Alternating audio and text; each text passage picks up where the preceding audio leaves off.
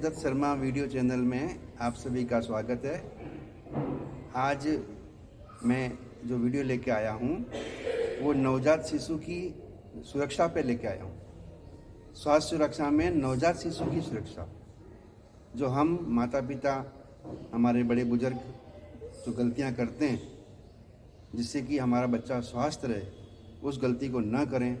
ऐसी मैं 5 गलतियाँ आपके सामने दोहराऊंगा और उसको आपको नहीं करना है तो अच्छा रहेगा। पहली गलती हम जब करते हैं तब नवजात बच्चा पैदा होता है, उसको 1 साल तक तेल मालिश करवाते हैं और तेल मालिश करके जिस तरह वह गर्भावस्था में रहता है उसी पोजीशन में हम रखते हैं।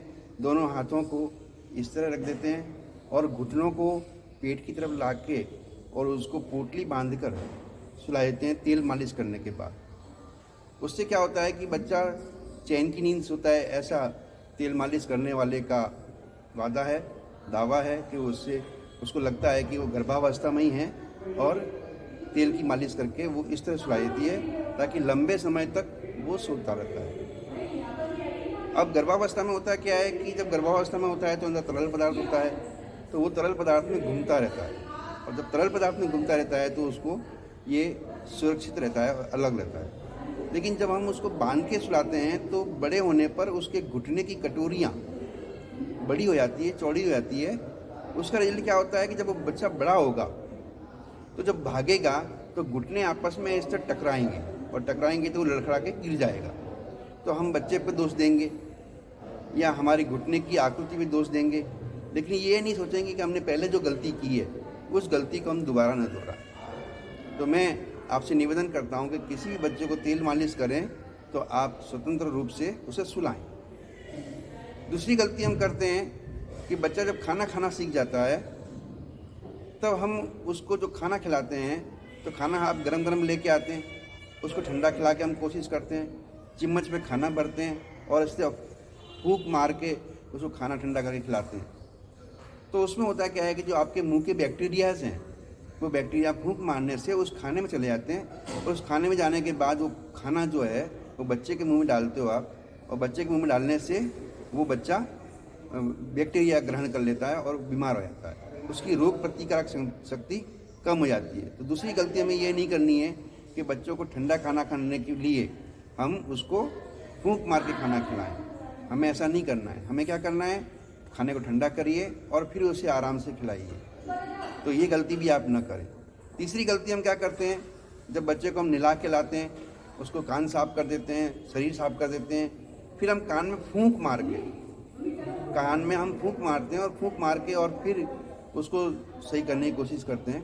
तो ये पता नहीं क्या तर्क है उन लोगों का, लेकिन मुझे ये लगता है कि जब हम कान से फूंक मारेंगे तो फूंक में रही हुई जो बैक्टीरिया है वो बैक्टीरिया उससे कान में जाएगी और कान में एक कर्ण हथौड़ी होती है। कर्ण हथौड़ी में एक छोटा सा छेद होता है, उस छेद के अंदर फूंक मारते ही वो क्या होगा, उस छेद के अंदर बैक्टीरिया जमा हो जाएगा और आने वाले समय में जब बैक्टीरिया जमा हो जाएगा तो बैक्टीरिया जब विचलित अवस्था में आएगा तब या तो कान में से पीप आना चालू हो जाएगा या कान खराब होना चालू हो जाएगा या उसके सुनने की शक्ति खत्म हो जाएगी, बहरापन आ जाएगा। तो ये सभी बीमारियां माता पिता द्वारा या परिवारजन द्वारा बच्चों को भेंट दे दी जाती है। तो मैं ये आशा रखूँगा कि आप बच्चों को नहाने के बाद आप उसे कान के अंदर फूंक न मारें। अगला बिंदु हम देखेंगे, चौथा बिंदु है कि बच्चों को पालने में सुलाते हैं। अब बच्चे का पालना जो है वो कपड़े का होता है और जब कपड़े का होता है तो बच्चे को जब सुलाते हैं तो बच्चे का कंधा इस कर्व में मुड़ जाता है, ऐसे कर्व में। और इससे क्या होता है कि आप देखेंगे कि जितने भी बड़े आदमी हैं उनके कंधे इस तरह झुके हुए हैं, जबकि आपको कपड़े के पालने में बच्चों को नहीं सुलाना है। इसके लिए लकड़ी का पालना आता है। आपने कभी पंजाबियों का सीना देखा होगा, उनका पंजाबी सीना ऐसा चौड़ा होता है, जैसे मेरा कंधा भी झुका हुआ है आगे की तरफ, क्योंकि मैं भी बचपन में कपड़े के झूले में सोया होऊंगा। लेकिन हमें उसको लकड़ी के झूले में सुलाना है, लकड़ी के पालने में सुलाना है ताकि उसका कंधा सीधा रहे और कंधा सीधा रहने से वो स्वस्थ रहेगा और फिट रहेगा। हम बचपन से ही ये चौथी गलती कर देते हैं। अब मैं 5वीं गलती पे बात करता हूँ कि माँ बाप जो है बच्चों को सीधा सुला देते हैं, और सीधा सुलाने से ये पीछे की जो हिस्सा है वो चरपट हो जाता है, और चरपट होता है इसलिए ये गोल नहीं बन पाता।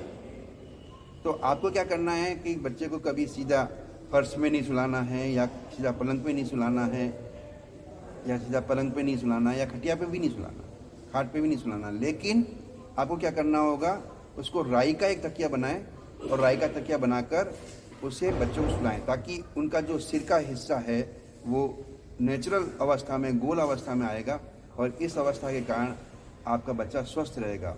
आशा रखता हूँ कि मेरा ये वीडियो नन्हेहाल बच्चों के लिए काम का हो गया। आप ये 5 गलतियाँ जो माँ बाप करते हैं, परिवारजन करते हैं, समाज में करते हैं, उसे नहीं करें।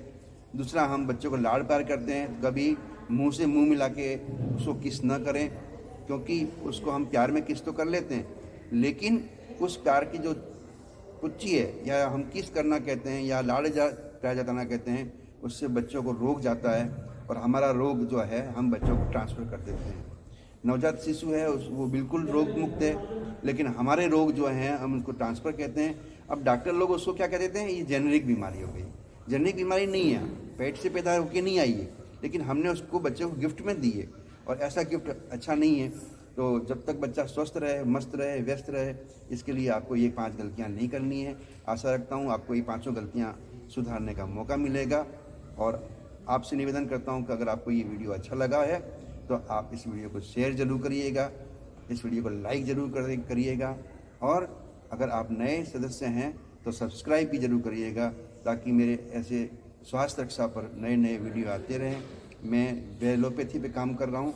वेलोपैथी, हम हेल्थ और वेल्थ दोनों को लेकर चल रहे हैं।